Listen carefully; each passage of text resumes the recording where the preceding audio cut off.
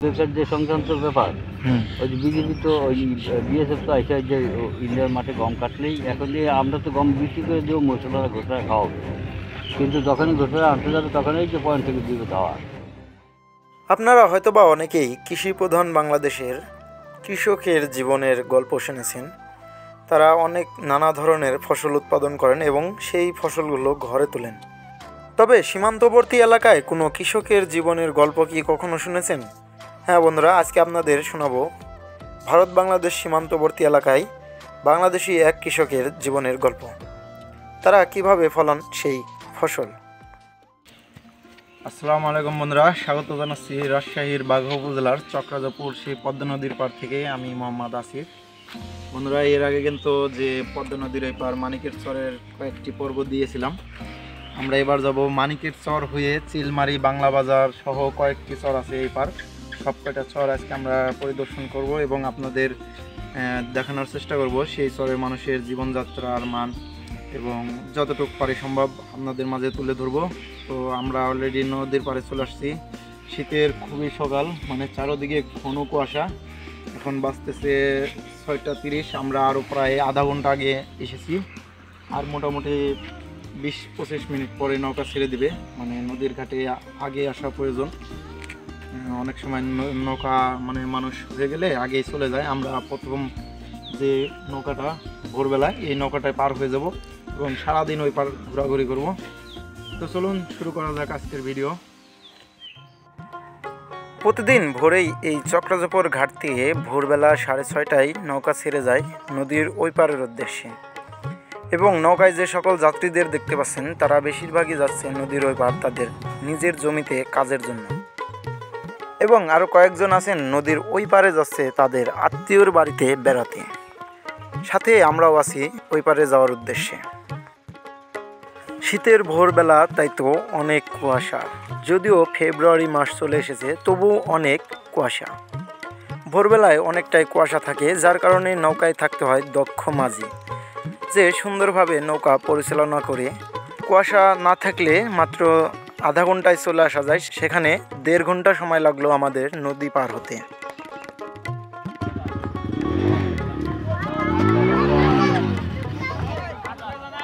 এই যে চরের বাহন এখন বর্তমানে ঘোড়ার গাড়ি, আর এই ঘোড়ার গাড়িতে বাহন করা হচ্ছে ভুসি। আর এই যে এপাশে একটা বাঁশের সাঁকো ছিল, গাড়ি নামানোর জন্য ভেঙে গেছে।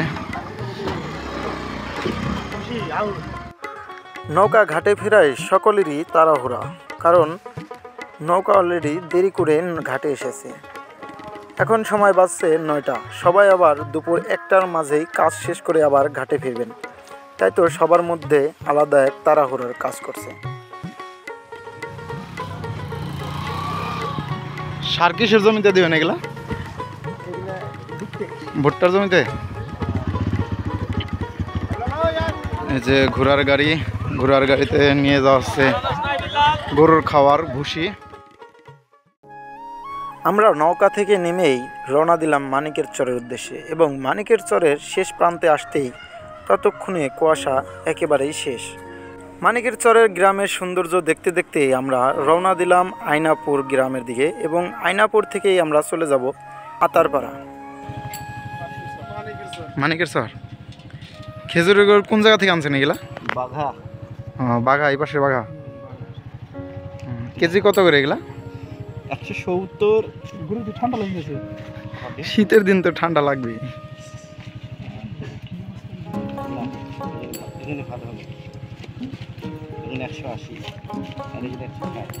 মানে প্রতিদিন কিনে আসেন এভাবে? সপ্তাহে 2 দিন আসি। সপ্তাহে 2 দিন মোটামুটি বেচা কিনা হয়। এই চরে তো খেজুর গাছ নাই, তাই না? খেজুর গাছ নাই। কম কত? যাই হোক, আমরা একটা নদীর খাল পের হলাম। এদিকে যে বাড়ি ঘরগুলো দেখতে পাচ্ছেন এগুলো সব নতুন নদী ভাঙনে চলে আসছে।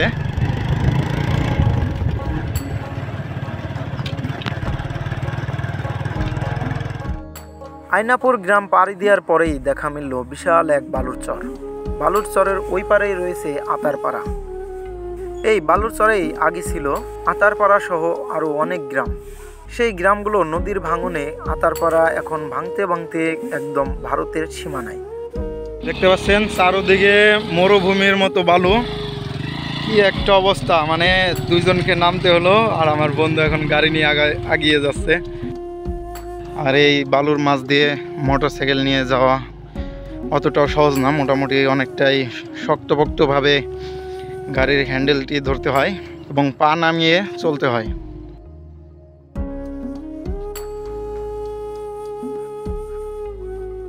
কয়েক মাস আগে বন্যা হওয়ার কারণে বালুর উপরে পড়েছে পলি মাটি। এতে করে এই অঞ্চলের কিছু কৃষকেরা এই মাটিতে চাষ করেই রোপণ করছে চীনাবাদাম।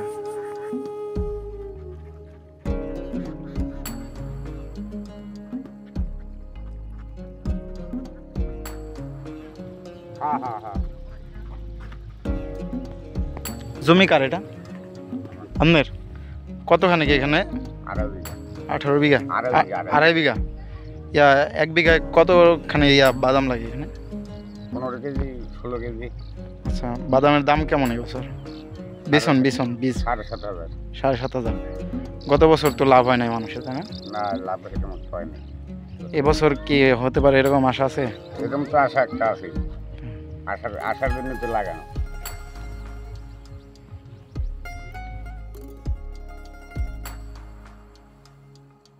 মূলত চর অঞ্চল হওয়ার কারণে এই চরে নানা ধরনের গরু মহিষ সহ আরও নানা ধরনের গৃহপালিত পশু পালন করা হয়। এর ব্যতিক্রমে এই মাঠে মহিষ চড়ানো হচ্ছে, যে নতুন কাশফুল যে ঘাসগুলো জন্মে উঠেছে সেই ঘাস এবং অন্যান্য ঘাস খাওয়ানো হচ্ছে এই মোষকে।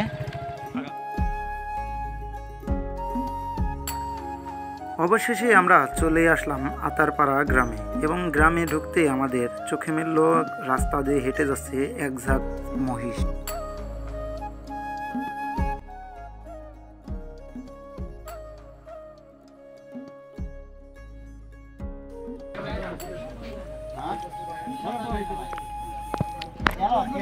বাড়ি কাদের ভাই?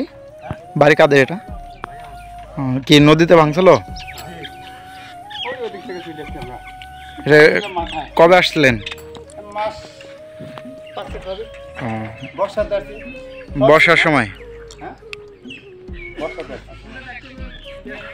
মানে এখন পরে আবার নতুন করে আরেকটা ঘর দিতেছেন, তাই তো?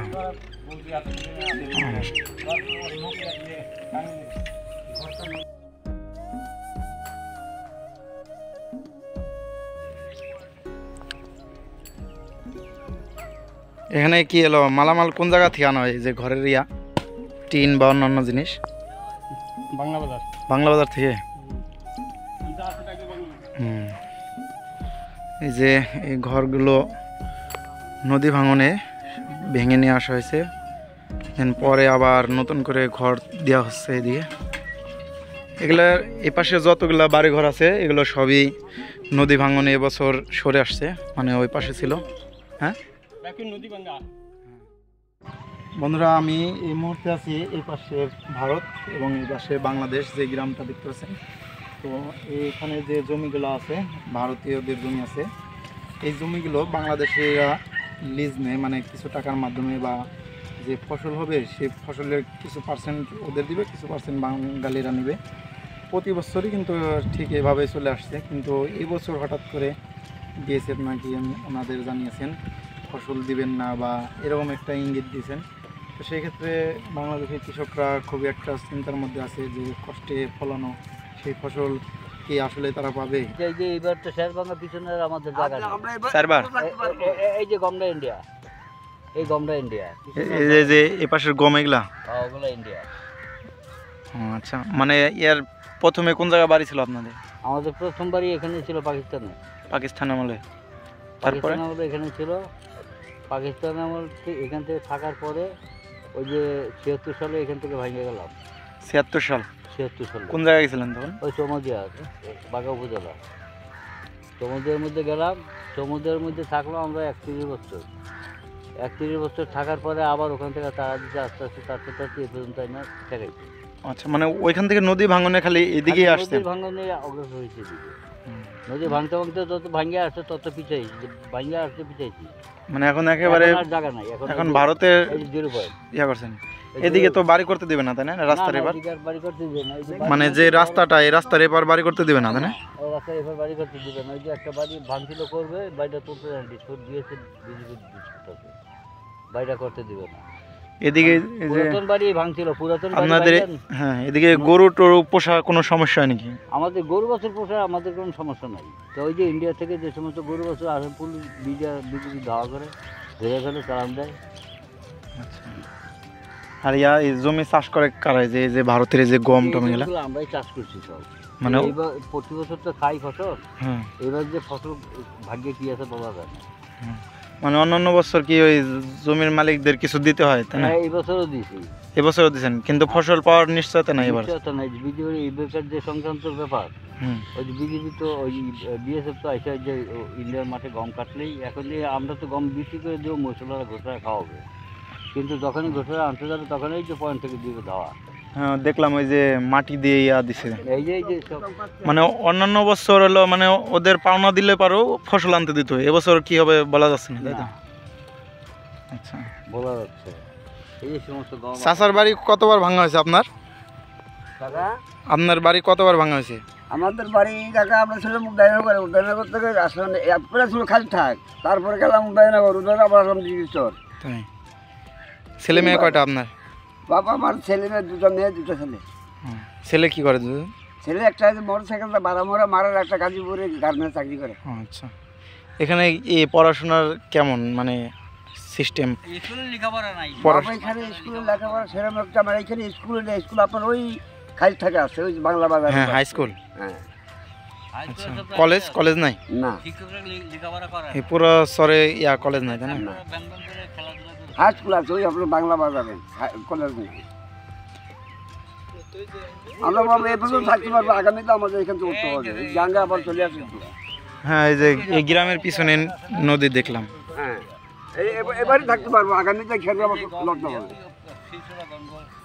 গত কয়েক সপ্তাহ আগে থেকে ভারত বাংলাদেশ সীমান্তে এপার ওপারে কৃষকের মধ্যে সংঘর্ষ হয়েছিল। এদিকে রাজশাহীর বাঘা উপজেলার চক্রজাপুর ইউনিয়নের আতারপাড়া এবং কুষ্টিয়া দৌলতপুর উপজেলার চিলমারি ইউনিয়নের কয়েকটি গ্রামের সাথে রয়েছে ওপারের ভারতের মুর্শিদাবাদ জেলার জুলুঙ্গি থানার এলাকার এপার ওপার সীমান্ত। আর সীমান্তের জমিগুলো বাংলাদেশিরাই অনেক সময় লিজ নিয়ে থাকে প্রতি বছরই। এবছরই ব্যতিক্রমী নয়, এবছরও তাদের কর দিয়েই তারা এবছর জমি ভাড়া নিয়ে ফসলি আবাদ চাষ করেছেন। কিন্তু বিএসএফ বাংলাদেশি কৃষকদের ফসল কাটতে বাধা দিয়েছেন। এই নিয়ে এই অঞ্চলে সকলের মনেই আতঙ্ক কাজ করছে। ইতিমধ্যে ভারতের সীমানায় উঁচু করে বালু দিয়ে বাংকার দিয়েছে বিএসএফ। এতে করে নতুন করে আবার সকলের মনে আতঙ্ক ছড়িয়ে পড়েছে। তাই দেশবাসীকে তাদের পাশে থাকার জন্য আহ্বান জানিয়েছে ওই এলাকার মানুষ। বন্ধুরা, আমি এখন আছি বাংলা বাজারের পাশেই মুন্সিগ্রাম নামে একটি গ্রামের পাশে। এখানে দেখতে পাচ্ছি কৃষক ভাইয়েরা ধানের চারা তুলছে, ছোট ছোট ভাইয়েরা। এ পাশে ধানের জমিতে ধান রোপণ চলছে। ধন্যবাদ সম্পূর্ণ ভিডিওটি উপভোগ করার জন্য। ভিডিওটি ভালো লাগলে অবশ্যই লাইক কমেন্ট করবেন এবং শেয়ার করে আপনার বন্ধুদের দেখার সুযোগ করে দিবেন।